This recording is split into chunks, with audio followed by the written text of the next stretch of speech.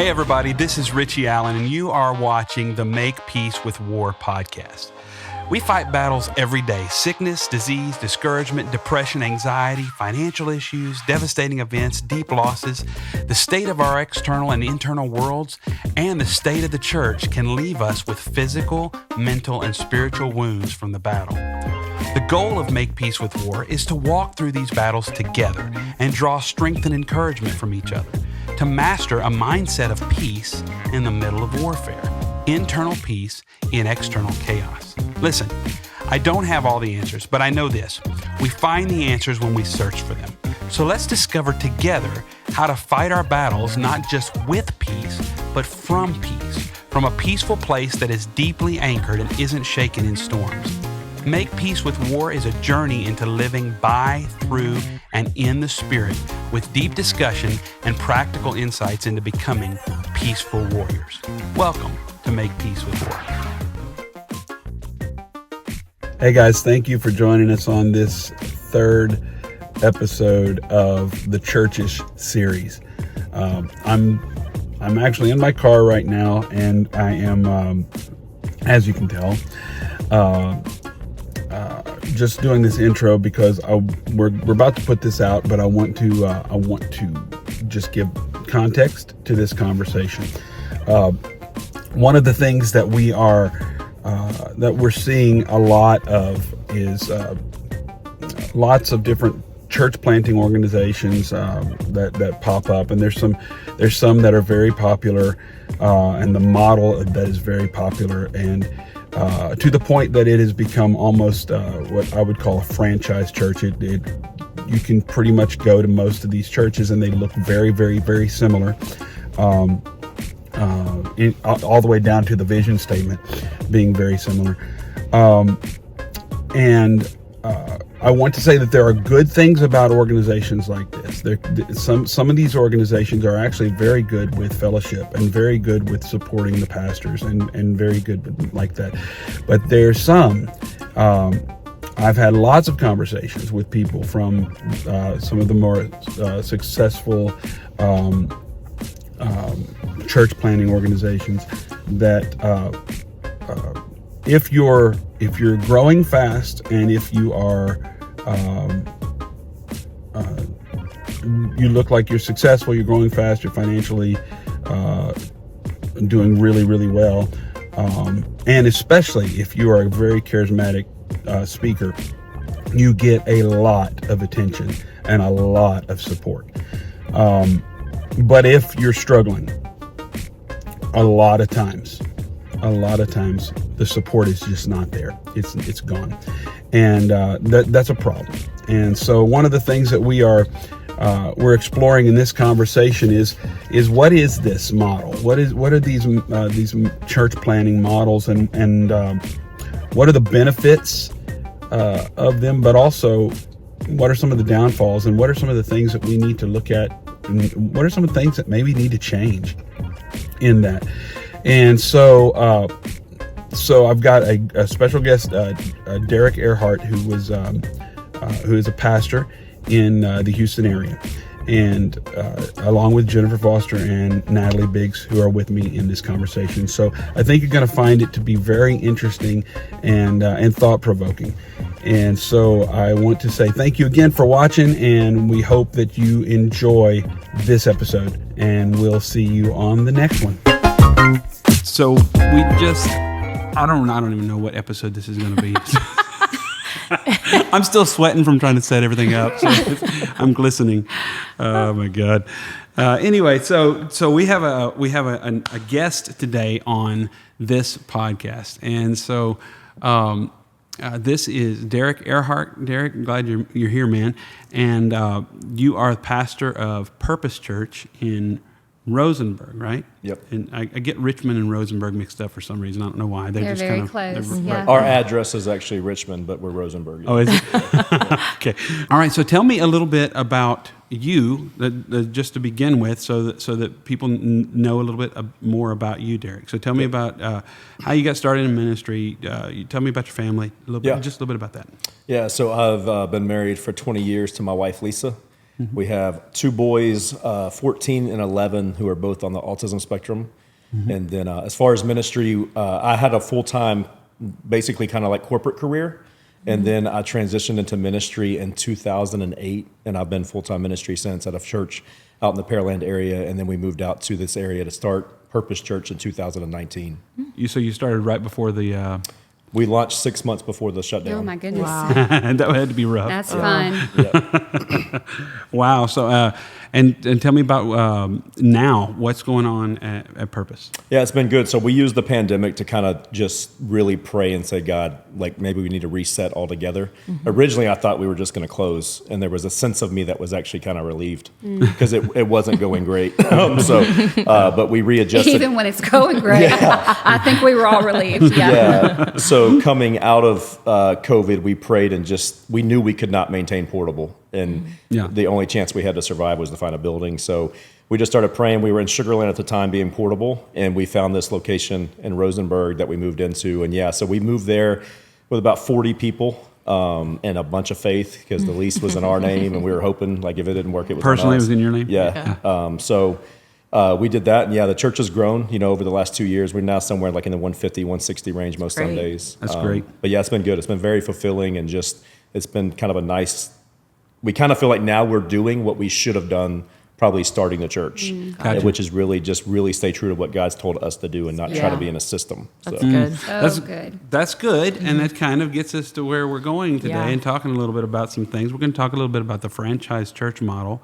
and what that looks like. Well, tell me kind of, we'll kind of reverse engineer all of this, right? Tell me kind of where you are now, what kind of ministry you're doing now, so then we can kind of reverse engineer from there. Yeah, so we obviously, Sunday morning services, all those things. A big heart of mine and my wife is special needs because of our boys. So we have a full special needs ministry every Sunday morning. So, That's great. But we actually do it inclusive. So the special needs kids are in the classrooms with the non-special needs kids, which we actually get more positive feedback from the parents of the Wow. typical kids because they said, you're teaching our kids how to interact with these kids at Awesome. school. But so on average, we average 12 to 15 special needs kids every Sunday morning. Wow. So autism and kind of the gamut. Yeah.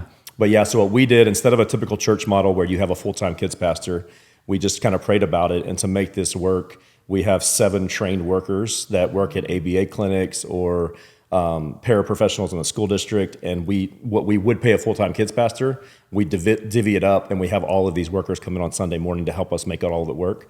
So that's really our biggest heart is special needs ministry, and that was one of the things that really got pushed away from us when we launched the church. So kind of coming into our own facility, we were able to do that. So it's been really nice to see. Man, that's so That's great. awesome. There's not Wonderful. a lot of churches that are able Yeah. focus on that. That's Yeah. that's a Yeah. big need. Yeah. It's a big need because if you don't have special needs ministries, then you just kind of don't go, Yeah, right? for sure. Yeah. Have you seen that in the people that have been coming? Oh yeah, no, for sure. I mean, we have a guy that's going to preach for me in 2 weeks. He came because we could help his son. 3 members of our worship team came because we could help their kids. And so no, we've definitely seen families that we have one family that said they hadn't gone to church in like 3 or 4 Oh my years. goodness. Wow. Because the other thing too is like there's large churches that do it. Like our model is out of Lakewood, the Champions Club model. That's a great model too. so I don't know. that's- You might feel differently, but we did visit. Yeah, no, that, it's amazing. It is. Yeah, it no. is. So Pastor Craig at Lakewood, he's been instrumental in what we've done. And so with that, we've just adapted it to make it work. And actually the person who writes the curriculum for Champions Club, Yeah. she moved from California, and during COVID, they actually decided to be part of our church. Wow. So she's there on Sunday mornings, and she can help train our workers. And so we have resources in place that's been very good. Yeah. But typically the large churches are great when they can do it. And I think it's amazing when any church will do anything because so many don't. Right. Yeah. But the large churches can be overwhelming for those kids to walk up and kind of be overwhelmed by the crowd size also. So I love how you have them in the same rooms because Yeah. honestly, like we were told not to do that.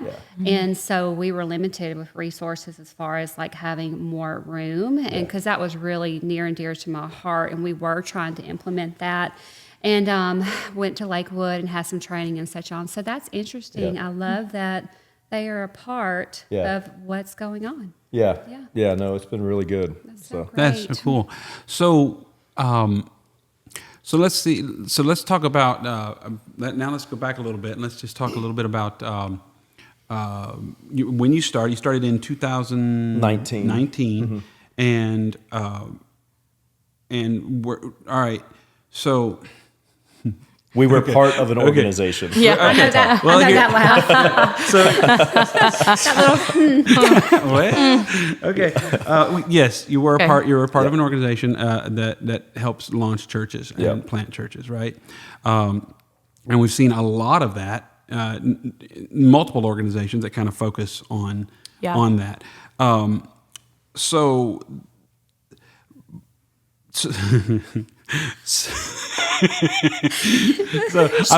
Should we pray? Lord, help us to do a good job. Yeah, I'm just not going to say the name. Everybody should be able to figure out what it is, but so out of respect for some of my friends, I'm not going to drop the name. But no, we won't. I mean, well, I might. Who knows at this point?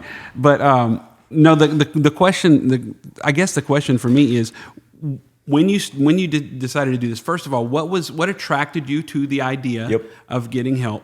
Yep. And I know the churches that I was a part of that planted, we attempted to do that as well. And we didn't have the kind of luck. We didn't have the kind of luck to actually get in it. We were told no, right? Yeah. We were told no, which is that's a whole other story. It's a whole other story. But so what attracted you to the idea of joining like a planting organization? Yeah, so me and my wife, we just knew that we were called to start a church, but my parents were pastors in the late 90s. So from 98 to 2006, they were pastors in Pasadena where I grew up. And I just saw firsthand what can happen if you're just trying to open up in a storefront and not a whole lot of help. And it's where me and my wife met during that time span, which is amazing because the church never got bigger than like 25 people. But we managed to meet each other. So, so just seeing that, and then honestly, just seeing the amount of people we all have friends in ministry and we watch them on Facebook and they plant a church and 2 years later it's gone. And so I was just looking for what are the things that can help us, but also too, for this particular organization, the biggest thing that drew me to it was supposed to be built upon relationships. Yeah. So that was really what drew me to it. Because to be honest, where I was leaving, I realized that by leaving to go plant our church, we were also making the choice, unfortunately, that we were leaving relationships because it wasn't going to be something that we weren't going to be able to continue after we were gone. Right. So I was looking for relationships that would carry me in to the next season. Yeah. And, just side note on that, why does that happen? Yeah. That of course, sometimes there are extenuating circumstances. I get that. But I've always said that the market for souls is never saturated. Yeah. Why don't we champion when someone says, I feel like God is calling me to start something? Yeah. What is it about? I think it's when we make it about ourselves. I know, we've been in similar situations, and just like, I'm the kind of person that was like, hey, I thought we all worked for Jesus. Wait a second. I thought we're all on the same team. And so I think it's this unhealthy competition. And we start to feel threatened by one another instead of celebrating one another and realizing, like, kind of lifting up, like we're a part of something much bigger. Yeah. It's God's kingdom, not your kingdom. Yes. The kingdom is not a fiefdom, right? It's not my own kingdom. Yeah. It's the kingdom. So yeah, no, it's interesting because what I struggled with is I sat through so many services in this environment where a missionary would come in from another country, and we would always say at the end of the service, hey, like maybe God's pulling on your heart and you want to go help them in this country. Yeah. That's okay because you're way far away. But if you're down the street, like how far will you be? And like even making sure you're far enough before I can even say I'm okay with it. And again, I think if you do things with honor, you're not going to plant a church across the street from where you were. Right. I don't think God calls us to do that. But I just think it's the reality of, more than likely, most people aren't moving to Africa, but they might be willing to follow someone 25 minutes away. So I think it's just that it's the ownership mentality of people. Yeah. And I think as a pastor, it's easy to fall into. I mean, because it can feel like man, we've worked to get these people. Yeah. Yep. But you got to remember they weren't yours to begin with. Yeah. Right. See that, and that's the right kind of spirit to have. It's really easy for us to fall into that trap that I like to take it personal. Yeah. Like, I'm going to take it personal because you leave. Yep. You're going with somebody else, but that means that I'm not a good leader Yep. in your mind. And I did my best. Why are you doing that? So I'm going to put you like this, arm's length at this point. Yeah. Yep. And so you're almost, the old term was excommunicated, right? But it's almost kind of that. Yeah. So that's a painful thing to go through when you're on the side of feeling God moving you. You know, how do we do this? This is a good question. How do we check our motives Yeah. in this, right? One of the struggles I think that we've had, my wife and I were doing house church. We're doing a house church in our house and working on launching some other house churches in the area. But house church actually had a bad rap, got a bad rap, and it's specifically because of this kind of a thing, that there was a tendency that people said, oh, house churches are just people full of disgruntled people that want to start their own thing, or they think they can do it better, and that sort of thing. And so house church has gotten like this bad rap, and it comes from some people actually starting something out of rebellion. Yeah. From another church, and not with honor or anything like that, but actually starting it out of rebellion. So how do we test our spirits, first of all, when we're going to look at something like planning a church and going from where you are, moving somewhere else, and you feel a little pushback even from the leadership at your church? How do we test our spirits to make sure that what we're doing is with a pure motive? Any thoughts on that? I know for myself, you know, when we were faced with this situation, Because y'all went through this. we went through it. Yes. And I know that when we were faced with this situation, well, number one, we spent a lot of time in prayer and knew without a shadow of a doubt where God called us to. It's just something deep inside of you when you're called and you're in a city and you just know, you just feel it. But also just having that upline of people, of healthy people who've gone before you, who you can have these conversations, these hard conversations, that accountability piece, where you talk to others and say, okay, this is what we want to do. This is what we feel like God has called us to.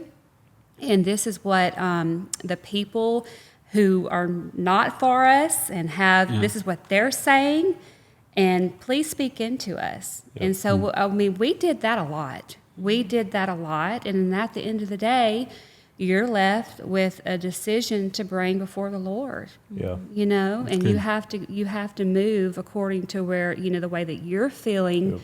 Because, I mean, honestly, you know, you have those people in your life who you do trust and you believe and you want to hear from them, but we also can't remove the piece of this is under one big umbrella. So oftentimes when people are talking, they're also thinking about the other person. It's not easy. Yeah. It's not easy. There were some people who understood where we were coming from, who said, I believe you have heard from the Lord, but because of relationships, you know, like I would just maybe say err on the side of the relationship, which was so like disheartening because I'm like, no, we can't do that. Like we got to go where God, we know God called us to. Yeah. I think there's a difference. There is a difference between loyalty and honor. Yes. And what we have a tendency to do is equate honor with loyalty. And so when we say, hey, we got to honor our leaders, what we're actually saying is, no, we got to be loyal to our leaders. Yes. And when the Bible says, honor your father and your mother that your days may be long on the earth, it didn't say honor your good father and mother. Yeah. Right. You know, it said honor your father and mother. Hey, and what if your mom and dad were terrible people and were terrible to you? You can still honor them. And this is how you honor them. You honor them by learning lessons that they teach you through their wounding of you, right? So you honor their legacy even if you are not loyal to them, and you've got to break away, and so you're not loyal to them, but you do honor by learning from them. Yes. Such Right? a Learning such a lessons. good. That is so good, and I feel like we did that. An example is, I felt like we did a great job honoring. You know, they were mad. Yeah. Yeah. And I feel like they kind of came back around, but they were mad, and they would probably say, no, you didn't. But we felt like we honored, we really tried to do the right thing and honor, but also do what we know that God called us to do. And then there was another couple who came out of that same situation who they chose to be loyal, even though they felt called to a different place. They felt like they needed to be loyal, and they ended up somewhere else, and they're miserable. Yeah. Yeah, see, and that's the difference between honor and loyalty. Yes. You can honor, you can do it the right way, do it with the right heart. You can't be responsible for their reaction. No. Right? Yeah. You can only be responsible for your heart. Yes. Right. And be responsible to others that you have put under that are accountability to you, and that can say, hey, no, you don't have the right heart. You may think you do, but you don't. Yeah. But once those guys and ladies will get into your world and say, and really like dissect what your heart motive is, then you can move forward with some level of confidence that, hey, I'm doing this with the right heart, Right. even if I'm being done like this. Yeah, and I because think can honor it. I think for us, we are similar context, way different, like size context probably than what you guys dealt with. But for us, what I had to do, because I'll be honest, like I didn't have those people over me because I've been part of this church for 10 years of my life, you know, and we weren't in a way, we didn't build those relationships really outside of that church. Right. So what we had to do was pray a lot. Yeah. And I did, like, I tell people, you know, don't pray for signs, just read the Bible. But it was one of those things like, God, you're going to have to show us. 'Cause Yeah. we're so discontent. We know this is Yeah. not. So we prayed, we talked, and we went into a new year. And I said, let's just pray that we know quickly. And it was literally the first staff meeting of the year. They had been talking about doing a secondary campus, and we would do that. Yeah. And we never had a follow-up conversation. Harvey happened. A lot of things happened. So I know Grace, whatever. But the first staff meeting, Great, whatever. Yeah. the first Very staff Smurfy, meeting all of the that. year, a 5-year plan's thrown up, and year 5 is a campus, and it's like I don't have 5 more years like this. Yeah. So me and Lisa literally looked at each other, no expression, but we got into the truck, and on the way home, we both said, "Now we know." And from there, what we had to do was really dissect. Okay, we've been a part of this a long time. How were those before us that were sent out? How were they treated? How were they spoken And that's a of? good litmus yes. test. That's a So great I'm litmus gonna test. I'm gonna honor what I say I will do. Yeah. But I'm not gonna be loyal to do things that I don't think are right. Yeah. So Yeah. That's good. so I did all we could to toe the line, and you know, even some things I didn't agree with, I still did. Like people would come to us, and I would send them back, and we'd never hear from them again. Yeah. Yeah. You know, That's so hard. I did it for literally a year until I did finally get those voices in my life and said, "Look, like God called you to plant a church. Like you need to." If he's sending you people, stop sending them away. Yeah. Good. So, but yeah, it was the hardest year of my life. No, I went through counseling and everything because I mean, me personally, it was like Yeah. that's why I like church hurt and all that. Like I feel like, man, when you live through it, like you Yeah. have a different empathy for it. So, It's real. but And yeah, I love what you just said too about sending. When God sends you people, you don't send them away. There's a difference between sending and pulling. yeah, Yes. Right? Yeah. And I think you can also test your heart and know your heart by that right there. 100%. It's like, am I pulling people to me? Yeah. Or is God sending them? Yeah. And if I have nothing to do with it, then my hands off of it, I'm okay. No, and that's like in the city of Houston, like the easiest place for us to plant was not out here. Yeah. But we did. Me and Lisa literally just said, "Okay, we got to get about 40 minutes away." You know, Yeah. so we just drove different areas, and this is where we could see ourselves living. And we thought it was Sugar Land, and again, pandemic pushed us to Rosenberg, and we were letting out. Like now we know we're home. Like we knew it as soon as we got Love there. it. But even that, it's like, man, if people are driving 40 minutes in Houston to come to my church, Yeah. it's not because I'm pulling them. You know, That's it's gotta like be there. like we're not that good. I'm still surprised some people do it. Like it's one thing if it's your family, but when it's other people, yeah. That's good. That's good. Okay, so you decided to go with this kind of plug and play idea of of church is like, hey, here's the package deal, right? How does that work? So to be honest, the organization that we were part of, I never even knew they were affiliated with the large church they were affiliated with. I had no background in any of that. Okay. So I didn't realize so much the terminology was all coming from one place. So we went there really just, again, we're thinking like, y'all are going to help us, just give us some pointers, government, like, stuff like that. And so when we got there, I remember after the first night of being at this intensive where you're sitting at the table and they're giving you all the information, I went back to the hotel that night and I told Lisa, I was like, this almost feels like we're going to be planning a franchise. And I was like, what are you feeling? And she's like, I feel the same thing. And then there was a couple things that came up during that the next day that we just did not sit easy with at all when it came to some financial stuff, working givers. And I was like, that's just not, I'm not comfortable with that. Working givers. Okay. Well, yeah, like presenting your, presenting your sales pitch to a giver. Gotcha. And it's like, I just don't think that's how God calls us to build the kingdom. But, and then I guess the biggest thing for us was our interview. It just took forever to get approved. And we took 10 months to get approved. And we had zero debt. We'd been at a church for 10 years. We had a pastor recommending us. So I was like, I would even call my friends and like, is this normal? And they're like, no, like, why aren't you approved yet? And they made us go through several interviews. Our final was in town and they just started grilling us.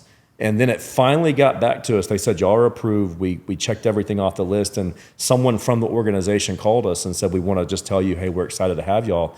And I just said, hey, can I ask like what took so long? I'm just curious. Was there a red flag? And they said, well, the sermon clip you sent in, you mentioned your son and you mentioned special needs. One of your references is the founder of a special needs ministry. And we just thought you were going to try to focus too much on special needs. And I was like, what is the harm? Yeah. So, well, part of it is like, I've got, Put me in. Let me finish. Put me in, coach. Let me finish. It gets better. But the person who called me to tell me this then confided in me that their daughter had autism. And I'm like, but you still were part of hear the words that just came out of your mouth? Do you not understand the words that are coming out of your mouth? So I'm still like, but you're part of a process that put me on hold because of this. And then, but then in this final interview, someone said, like, how do you know this is the organization you want to be with if you haven't visited one of the churches? And I was like, I can't. I was like, none of y'all can take care of my kids. And literally, this is what I was told. Well, anybody can make excuses. So what? Yeah. So the next Sunday, me and Lisa dropped our kids off with the grandparents, and we went to visit that person's church. And our kids for sure could not have worked in that environment. And we went, and I'm seeing faces. I'm gonna need names and numbers after this. So we went into it with our eyes already a little open because some stuff on the front end didn't feel right. And again, like looking back, I wish we would have just said, hey, like this ain't us. Yeah. But so we went in with our own reservation. But then the final thing for us that just was the most disheartening is when we went in person to the intensive. This person who did confide in us about their daughter, we just went up to introduce ourselves. We don't know nobody, So we just went up and like generally most of the time special needs families have a bond, because you get it. So we go up just to introduce ourselves, and it was like, oh, and it was like who's behind us? Like because it was like we did not exist, and it was almost like why are you over here? So we walked off, and my wife was like the sweetest person you'll ever meet. And I asked her, I was like, was that weird or was it me? And she's like, that was the weirdest thing I've ever. She said that was just flat out rude. And like so, we got through that, and like I said, we still launched and we did the stuff. We did not take any financial contributions from the organization, which I'm so grateful. Yeah. They pushed us hard. It was really I was talking about this earlier, the only conversation we had with our coach, period, from the time we left the intensive to the time we launched was, why are you not taking the money? And I was like, we're not going to start in debt. Like, I just don't think it's wise. And with COVID, I'm very grateful we didn't. Yeah, thank God. I have one. I just have one question. Just one? I have a lot. I feel like, wow. Okay, did this clown, do you think that the people, the head, or whoever the heads are of this organization, would they have been floored by what this person, like how they spoke to you, what they said to you? In other words, like, because what I have found, oftentimes people would speak for us, And not yet. and then and that would not be our heart. And I'm just sitting here like, Yeah. Oh, I can go off of what I was told. Yeah. And I was told that when I forget what they called it, the team, the selection committee, I guess is the better word to say it. Like it's a basketball tournament. I'm sorry, Richie. I'm a little triggered right now. But when the team got together, that was the concern they all had, and just they makes wanted no us. sense to me. They instructed us to flesh it out further, and that's why I was told to interview with somebody I'm so sorry. in Houston. Yeah. So Wow. Goodness. I'm speechless. This is the first. All right. This is a whole other level of like, I have my own opinions on the franchise model. Well, I think McDonald's should be franchised, not churches. So Thank you. Just go ahead and say that. Just go ahead and say it. So yeah, and let's kind of go there for a second. Like, why do we think that it's a plug and play? That a plug and play is the right thing? Now it's attractional, right? It's attractional. It's easier than trying to flesh it all out yourself, because you do have the governmental documents and you have the systems and the processes and that sort of thing, and that's easier. And when they are successful, when those kind of churches are successful, they're really successful. Yeah. Right? But it's my understanding that like the rate of success is actually a lot lower than what we'd like to be told. Yeah, I mean, I think typically you always hear the success stories, but typically behind every success story is another story that wasn't shared. Yeah. Like proximity to where you planted from where you left. That's never shared. It might be that you planted 5 minutes down the road and you blew up. Or that you were denied and then they jumped on your bandwagon. Yeah. Oh, wait, I've never heard that one before. But no, so I think, and that was one of the things, I've talked to so many people that are part of organizations, and they just said, I just wish they would throw somebody on that stage that could share the true journey for the guy that's struggling to get to 100 people and feels like a loser.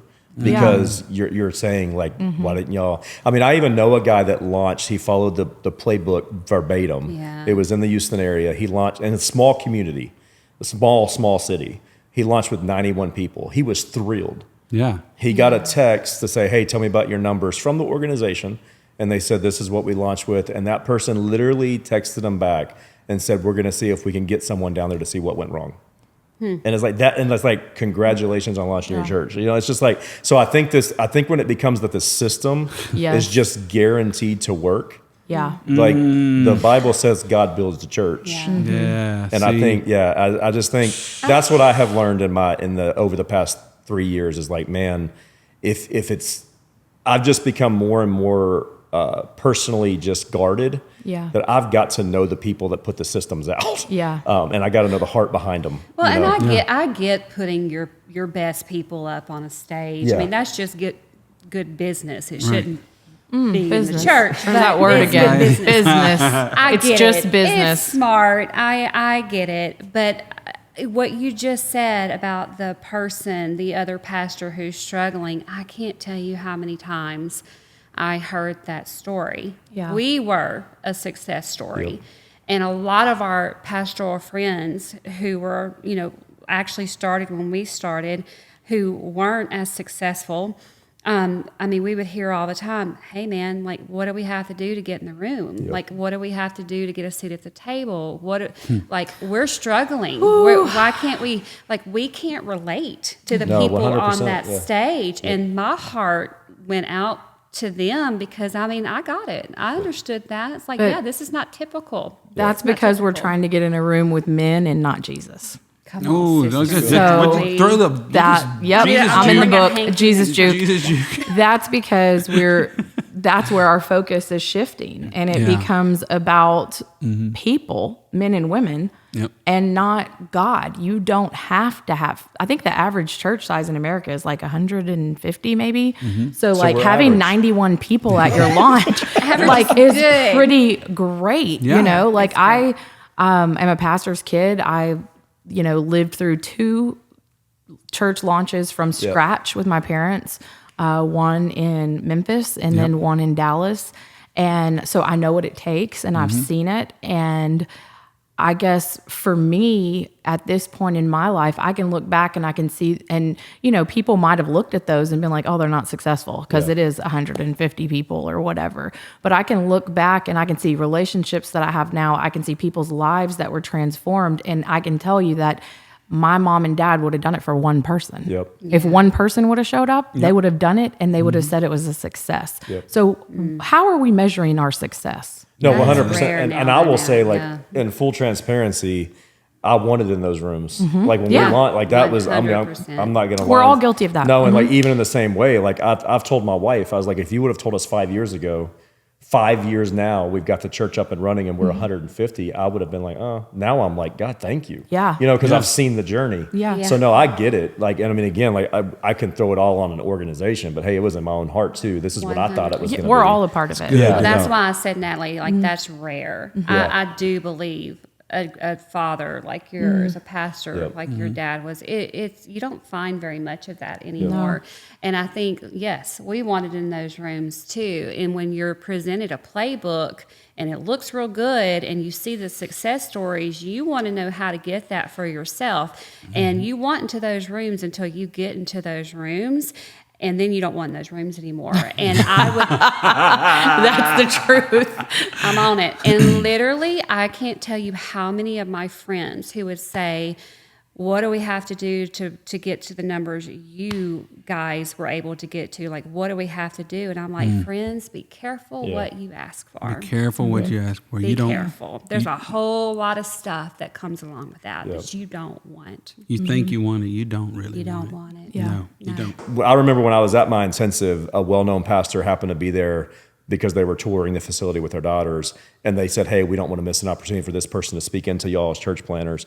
So he came in, he talked about ego real quick, but then he just said, hey, I just want to caution all of y'all, none of you in this room know if you're called to plant a large church. Not one of you do. He's like, God calls you to plant a church, you don't know if it's going to be a large one. He said, so you need to make the decision right now, what if you pastor 50 people the rest of your life? Are you okay with that? And I told Lisa, I love that. But then in all reality, that organization would say you're a failure. So like it contradicted what we were being taught, so it was contradictory. Yeah. So I just think it's one of those things. And again, like, I don't think anybody, I mean, again, like your dad, and I wish I could say that was my heart from day one, and it wasn't. Yeah. It was, man, I want this thing to get going. That's real. yeah. I mean, that's, Yeah, I think yeah. that's how Yeah. most of us We do want it, right? Yeah. But we misunderstand what success actually is. Yeah. 100%. And we look at numbers and we look at finances. Yep. And we see, and when we see good numbers and we see good finances, then we say we're a healthy church. Yep. Right. And that's not the case at all. Yep. Healthy is measured not by numbers, not by finances, but by discipleship. Yep. That's my opinion anyway. Yeah. It's No, I measured by agree. discipleship. No, and I mean, like right relationship. now, I mean, I can say like where we're at, this is the most fulfilled I've ever been in ministry but I had to get my heart in the right place. That's awesome. Yeah. Otherwise I wouldn't be feeling that right now. Yeah. I would still be feeling like, oh man, thought it was gonna be easier. Yeah. But I just love what God's letting us do now. So That's so good. Amen. That's so good. Oh my gosh. And I'm just so thankful that you have that ministry for Yeah. children. Yeah. That y'all just went and did it. That's awesome. Man, I'm a little triggered still by the Yeah. whole Yeah. thing. I'm a little yeah. triggered by that too. Yeah. This This is the quietest we've been. I think. We're all pondering. I'm trying to wrap my Well, head around some I wasn't of that. expecting that. now I remember where I really was at in wasn't the conversation. expecting I it. was sitting at my dining room because I was floored. I called my wife and I was like, I just can't believe it. And I called a really good friend of mine who had walked me through the entire process. He's one of my overseers now. And I was like, It's all about people. Like Yeah. church Yeah. should be all about people, Yeah. not a process. No. But no, it regardless. did. But even going into the intensive, so what it did for us is because of that feedback, when you're supposed to share your story, Yeah. we felt like we couldn't. Like you got a couple sharing about a miscarriage, and we're like, I told Leah, I can't talk about autism. I can't talk about. I mean, it like messed me up. Yeah. Yeah. So like literally that week gosh. while we were there, I was like, I can't talk about it. I can't talk about it. And yeah, I just told her, I was like, why would I hide the most significant portion of our life of what Yeah. God's used Yeah. to really like tell us what we're called to do? Yeah. That's your testimony. Yeah. So I mean, again, that's where I can say, like, man, I can say, man, these people, why are you doing it? But even with all of that, I was like, well, I'm still going to try it. You know? Well, and part of it is also, right, you wanted relationship, Yeah. right? No, what relationships are the biggest thing. And like, how did that work? it didn't. Yeah. So, I mean, yeah. So I tried. I mean, I would go to all the events here in town every time they had one. And you just always felt like the only way I could describe it is it's like Thanksgiving dinner and you're at the kids' table. Like, wow. It was kind of like you were at the kids' table if you weren't one of the guys. And I mean, I knew some of the guys and they were good guys. Like, I mean, there's some of them I still respect today. Some not so much, but some, yes. But I think the more I went to, and then I went to one too, and a friend of mine who was not part of this organization, he knew I was, and he said, oh, you'll get to sit the cool kids. I was like, what are you talking about? And sure enough, we got special seating, and I was like, man, I just don't like the way it feels, you know? And so the more I went to one more event, and I was like, man, I started realizing every time I go to one, I felt worse than I did before I got there. So I just told Lisa, I was like, I just think we're not supposed to be a part of this. And I was like, I know it's going to be awkward, and I know it's going to create some stuff, but we just need to tell them we're done. And she's like, make sure, because when we don't want to just create waves to create waves, and we didn't make like a big production about it. We still have never officially posted. We're not part of it. We told our church we're no longer part of an organization. We've still never named it. They know who it is. But for us, we just knew, like, we just don't align with it. Well, I think one thing I like that kind of came to mind when you're talking is that, you know, God calls us to authentic leadership. And it doesn't feel like you could lead from an authentic place there. It felt challenging. Yeah. And that's just really tough. That is really tough. Well, yeah, because the sermon that they critiqued was the first time I ever shared my son's story. Oh, God. It was after he was diagnosed at 4 years old. It took me a year to talk about it. And I was like, I'll send a clip from this one. They want a 3-minute clip. And so like, it was kind of like, and like, I mean, even Jen is not happy right now. I'm just all about, like, I don't know. You can just clearly see, and I think we've talked somewhere in another podcast about this, maybe off camera, just when you can clearly see the enemy coming in. Yeah. You know, to just strip away your testimonies. It's happened to all of us. I mean, it just lights me up because we can all be used by the enemy and not even realize we're being used. Yeah. But that, I mean, I'm sorry. Like, that just... It pisses me off. Can I say that? Oh my God. Well, you did, whatever. Well, I think one thing, like, I know you and I were talking about this past week, but man, I would be careful on messing with people's testimony because that's not an attack on them. Yeah. That's an attack on him and what he's done. Who's to say if that's what your church is built on, if that's what God has called you to minister to people right where you are, that's what God has called you to. Well, no, and that's the thing. And it's like, we don't force special needs on anybody, but it's just like we want to be a place where you can come to church. Because the ministry we offer, our boys are not even part of it anymore. One of my oldest son sits in the sound booth now. He's 14, so we're not doing it for our kids. But who to better understand what people are hurting and a need, and to meet that need, and somebody's coming in there and telling you, no, bro, you're doing that wrong. Yeah, no. So for us, we just, like I said, I mean, it's ironic because the organization, after we separated, 6 months later, they had a special needs outreach partner that they were promoting to everybody. And I'm kind of like, man, maybe it'll work. But yeah, I just think that was a big one for us. And again, like I said, that's why I can say that you can go into it with your eyes wide open, but still get swooned by the man. This will work. Our church will make it. Well, and the other danger, I think, in that whole model is that it strips you of your uniqueness. Yes. Right? Because even you look at Paul's writings to the different churches. He writes, and they all have unique leadership. Yes. They all have unique situations that you can't do a cookie cutter thing and reach that community or reach that city. And so for you, when God plants you in this place with your unique story, you have to minister out of that, right? Because that is where your anointing comes from. Your anointing comes from your story. We're made overcomers by the blood of the Lamb and by the word of our testimony. Yes. So our uniqueness is what makes us able to properly disciple and properly lead people. And if we're stripped of the ability to have a unique ministry and a ministry then we've really like undercut the anointing in our lives, in the life, the anointing that the Lord's given to us. Yeah. Have you seen that? I mean, it seems like, and I'm not a pastor of a church from these organizations. Yeah. I'm not, so I can't say I've Well, been and this through isn't all just of the one different things. organization. Right, There's it's lots not. of them out Yeah. there. Yeah. I haven't been through all the training, and I haven't Yep. been through all that stuff, so I can't speak from authority on that part of it. But from everything that I see, you have to. There's two things that have to happen for this. A specific organization that I've got in my mind. There's two things you have to be able to be successful. You have to have a great music ministry, and you have to have a very charismatic preacher. Yep. And typically, the ones that are successful in that organization are extremely charismatic in their delivery, and they've got a lot of lights and sound and really cool attractional worship experience. It's just ironic, though. Yes, I would agree. And I mean, I'm not saying they say, hey, you follow this or you don't do us. Right. Like, I'm not saying that. So, but it's ironic because that is the charismatic, but the person who started the whole thing is not charismatic. Yeah. It's like, so it's interesting. taken. Yeah. That is interesting. Yeah. That's interesting. Yeah. And Natalie just making her noises.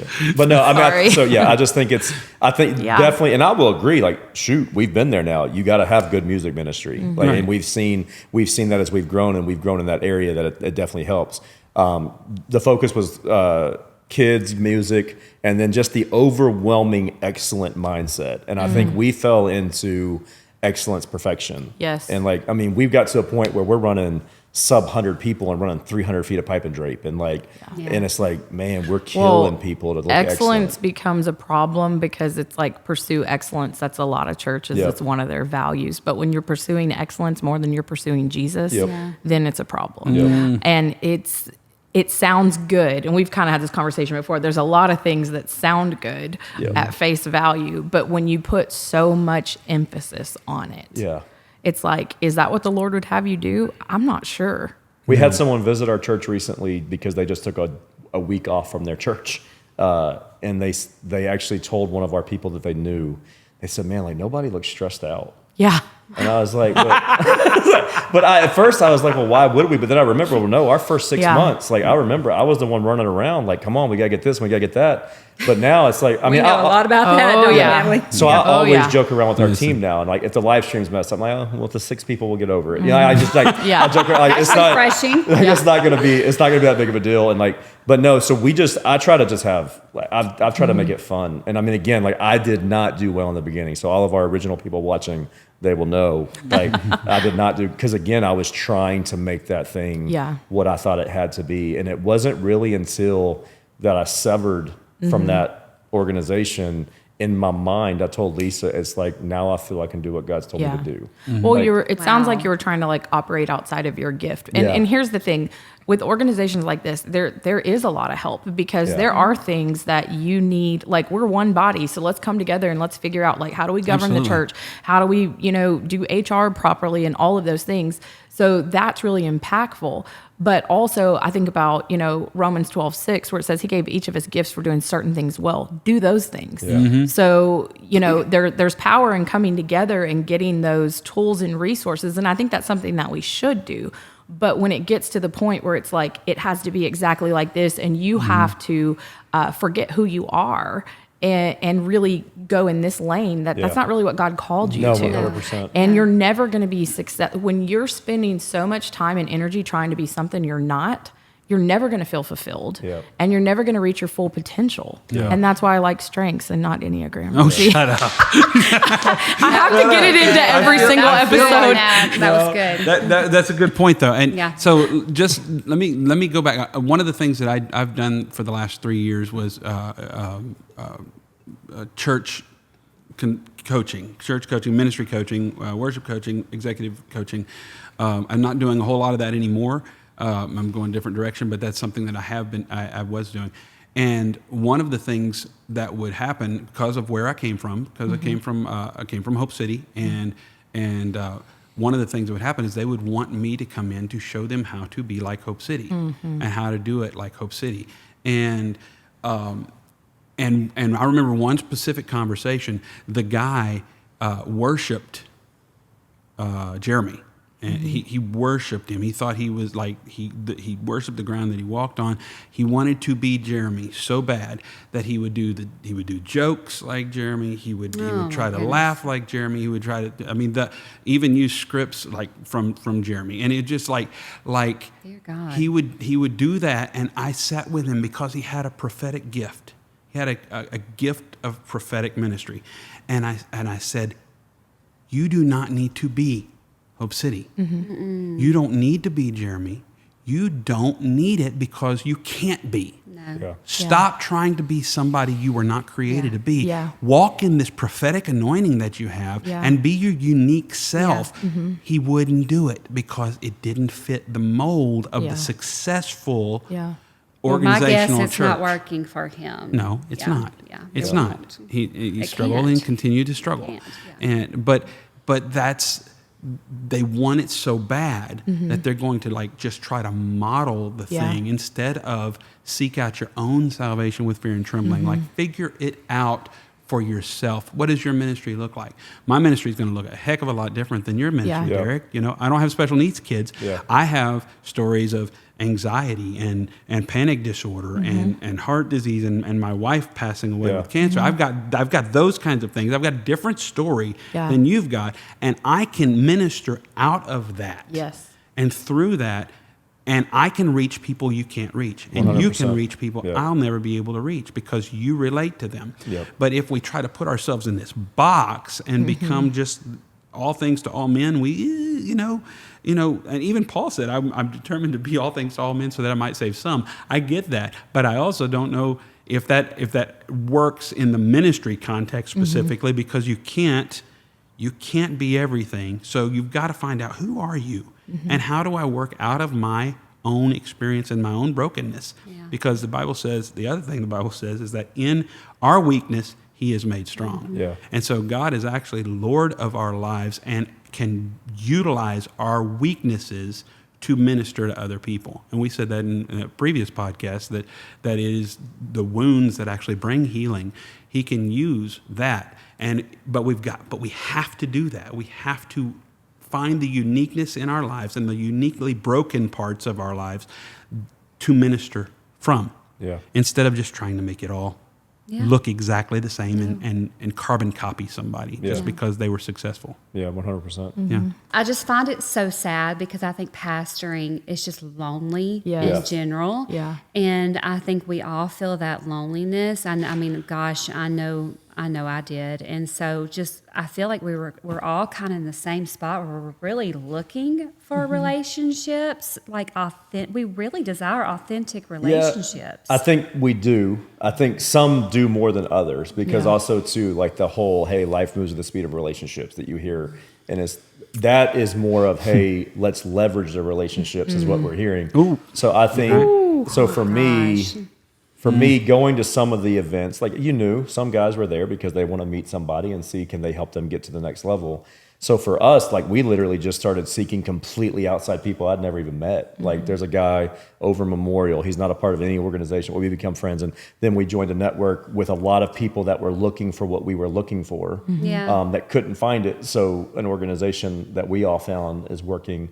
But yeah, I do think it is, but I think the other side of it, like even as I'm sitting here talking about it, I can already see the responses that it's going to get. It's going to be, oh, he's offended. He's just, he had a bad attitude. Yeah. And like, that's the thing. It's the same thing that they would say about people when they leave their church. They'll say about people that it's just they're offended. They have a bad attitude. He didn't try hard enough. And it's like, you put yourself out there. And I think you won't hear me saying that. Well, no, but I just think at the end of the day, people are going to put themselves out there a certain number of times before they realize, like, I just realized I'm not going to make myself fit somewhere where I'm not supposed to fit. And Well, and I think that's one thing I keep going back to in this conversation is really thinking about, like, guys, that's the world. Culture is always going to tell you. Exactly. Like, if you had what he had or if you had what she had, it's going to point you outwardly. But that's not what God says. Yep. And each of us are gifted and uniquely qualified for what he's called us to. Yep. But we spend so much time worrying about what everybody else is doing that, No, and it's been so refreshing to have a circle now that you don't, like, I'm going to a conference next week. I won't walk in and not one person will ask what size my church is. Yeah. Because it's not what the relationships That's are about. refreshing. Yeah, so like that's what I was looking for. Yeah. Not the okay, well, I'm doing better than you and you're doing better than him, but just like, man, can we just like, it's hard, can we talk? You Yeah. know? I would just like to say to all pastors, if somebody showed up at your church on Sunday, you're doing a good job. You're doing a good job. Yeah, You're doing better exactly. than what you think you are. Exactly. Especially after some of our sermons. So Listen, no, that's good, and I think that's the ticket is intentional relationships that are not leveraged. Yep. Yeah. I love that what you said, the leveraging a relationship. That's not what we're looking for. When we're looking for any kind of fellowship, let's find relationships that are not leveraging your success Yep. or leveraging someone's success, but let's authentic relationships where we care about you and about your health and how you're doing, and that's what matters. Yep. And so if you're looking for an organization, find somebody that does that. Yep. Yeah. Right? If you need an organization, find an organization that does that. That's not leveraging, but they're authentic, full relationships that even the person that has 43 people in their church Yes. is being cared for and loved. Yeah. And that's discipleship, and that goes all the way down to how we should pastor people. Yes. But it's when you're a pastor, you need to be pastored. You Yes. need to be discipled. Yeah. You need to be loved. You need to be cared for. Yep. So, anyway, Very my much phone so. is ringing. That's good. That's good. Anything else that you guys can think of right off the top of your head that we haven't hit? Because I know we need to. There's need a to whole wrap lot, up. but I probably just One shouldn't thing, say. this is probably needs to be edited, but Oh, we're gonna edit it. I'm going back and thinking about what he said about the leader of Oh. that organization not being charismatic. There's a reason why the people that are successful are. He's leveraging those relationships Yep. to do something he can't do. Yep.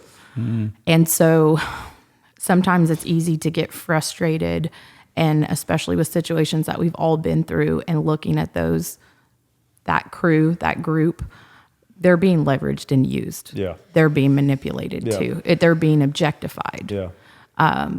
to what people can get from them. Yeah. And that's sad too. Very sad.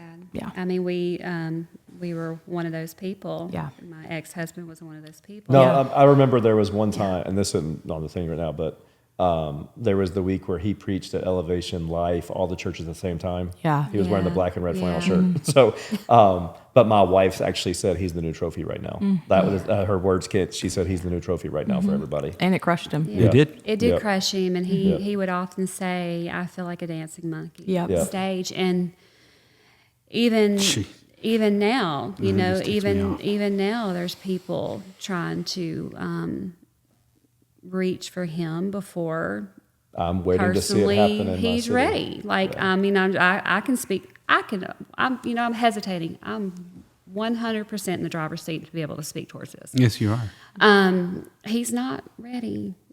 And there's people who have been reaching for him for months to get him right back up there because they want to abuse his gift.